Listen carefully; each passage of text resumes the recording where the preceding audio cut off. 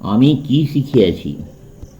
স্বামীজি দ্বিতীয়বার প্রায় ১.৫ বৎসর পাশ্চাত্যে ধর্মপ্রচার করিয়া ভারতে প্রত্যাবর্তন করেন। এই সময় তীর্থদর্শনে বাহির হইয়া পূর্ববঙ্গে লাঙ্গলবদ্ধ বন্ধ ও আসামে কামাখ্যা দর্শন করেন।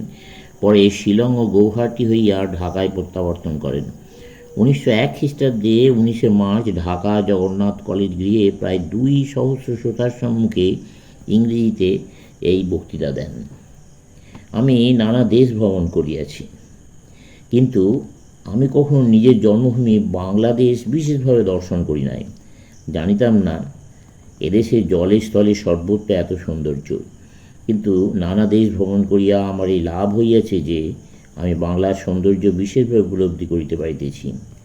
এইভাবে আমি প্রথমে ধর্মের জন্য নানা সম্প্রদায়ে, বৈদেশিক ভাববহুল নানা সম্প্রদায়ে ঘুরিতেছিলাম, অন্যের দ্বারে ভিক্ষা করিতেছিলাম। জানিতাম না যে আমার দেশের ধর্মে, আমার জাতীয় ধর্মে এত সৌন্দর্য আছে।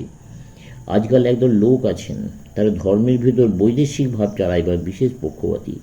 তাহারা পৌত্তলিকতা বলে একটি শব্দ রচনা করিয়াছেন। তাহারা বলেন হিন্দু ধর্ম সত্য নয়, কারণ উহা পৌত্তলিক। পৌত্তলিকতা কি, উহা ভালো কি মন্দ কেউ অনুসন্ধান করে না। কেবল এই শব্দেরই প্রভাবে তাহারা হিন্দু ধর্মকে ভুল বলিতে সাহস করেন। আরেক দল আছেন, তাহারা হাঁচি টিকটিকি পর্যন্ত বৈজ্ঞানিক ব্যাখ্যা বাহির করেন। তাহারা কোনোদিন ভগবানকে তড়িতের পরিণাম বিশেষ বলিয়া ব্যাখ্যা করিবেন। যাই হোক, জগন্মাতা ইহাদেরকে আশীর্বাদ করুন। তিনি ভিন্ন ভিন্ন প্রকৃতির দ্বারা নিজ কার্য সাধন করিয়া লইতেছেন। এছাড়া আরেকটি দল আছেন, প্রাচীন সম্প্রদায়। তাঁরা বলেন অত শত বুঝি না, বুঝিতেও চাই না।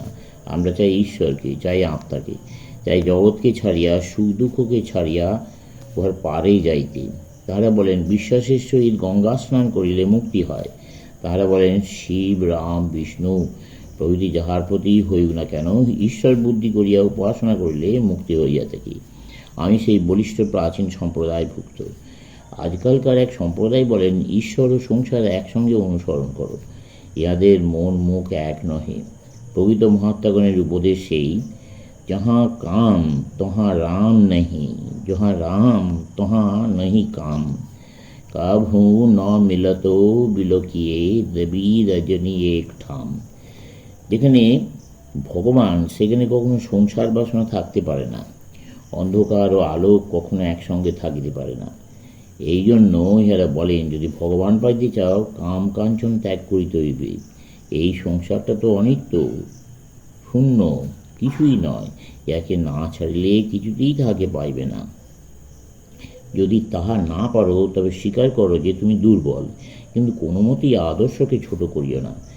গলিত সবকে সোনার পাত মুড়িয়া ঢাকিও না। এই জন্য ইহাদের মতে এই ধর্ম লাভ করিতে হইলে, ঈশ্বর লাভ করিতে হইলে প্রথমে ভাবের ঘরে চুরি ছাড়িতে হইবে। আমি কি শিখিয়াছি এই প্রাচীন সম্প্রদায়ের নিকট? আমি কি শিখিয়াছি দুর্লভং ত্রয়মেবৈতৎ দেবানুগ্রহ হেতুকম মনুষ্যত্বং মুমুক্ষত্বং মহাপুরুষ সংশয়। প্রথমে চাই মনুষ্যত্ব, মানুষ জন্ম, ইহাতেই মুক্তি লাভের বিশেষ সুবিধা। তারপর চাই মুমুক্ষত্ব। সম্প্রদায় ও ব্যক্তিভেদে আমাদের সাধন প্রণালী ভিন্ন ভিন্ন, বর্ণাশ্রম অনুযায়ী কর্তব্য অধিকার ভিন্ন ভিন্ন। তথাপি বলা যাইতে পারে যে মুমুক্ষুতা ব্যতীত ঈশ্বরের উপলব্ধি অসম্ভব। মুমুক্ষত্ব কি? মোক্ষের জন্য, এই সুখ দুঃখ হইতে বাহির হইবার জন্য প্রবল আগ্রহ, এই সংসারের প্রতি প্রবল বিতৃষ্ণা। যখন ভগবানের জন্য তীব্র ব্যাকুলতা হইবে, তখনই জানিবে তুমি ঈশ্বর লাভের অধিকারী হইয়াছ। তারপর চাই মহাপুরুষ সংশয়, গুরু লাভ। গুরু পরাক্রমে যে শক্তি আসিয়াছে, তাহারই সহিত নিজের সংযোগ স্থাপন। তদ্ব্যতীত মুমুক্ষুতা থাকিলেও কিছু হইবে না। অর্থাৎ তোমার গুরুকরণ আবশ্যক। কাহাকে গুরু করিব? ক্ষত্রিয় বৃজিনহ কামহত যো ব্রহ্মবিত্তাম। তিনি শাস্ত্রের সূক্ষ্ম রহস্য জানেন। পথি পরি তোতা ভয় পণ্ডিত ভয় নকই, ঢাই অক্ষর প্রেম সে পরে সো পণ্ডিত হই। শুধু বই পড়া পণ্ডিত হইলে চলিবে না। আজকাল যে সে গুরু হইতে চায়, ভিক্ষুকও লক্ষ মুদ্রা দান করতে চায়।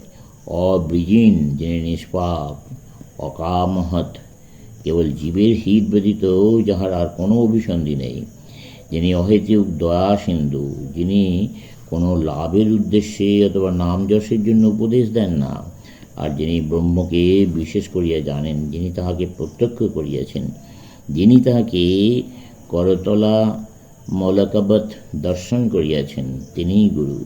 তাঁর সহিত আধ্যাত্মিক যুগ স্থাপিত হইলে তবে ঈশ্বর লাভ, ঈশ্বর দর্শন সহজ হইবে। তারপর চাই অভ্যাস। ব্যাকুলই হও আর গুরুই লাভ করো। অভ্যাস না করলে, সাধন না করলে কখনো উপলব্ধি হইতে পারে না।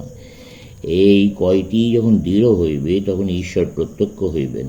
তাই বলি, হে হিন্দুগণ, হে সংসারের, হে আর্য সন্তানগণ, তোমরা এই আদর্শ কখনো বিস্মিত হইও না যে হিন্দুর লক্ষ্য এই সংসারের বাইরে যাওয়া। শুধু এই জগৎকে ত্যাগ করিতে হইবে তাহা নয়, স্বর্গকেও ত্যাগ করিতে হইবে।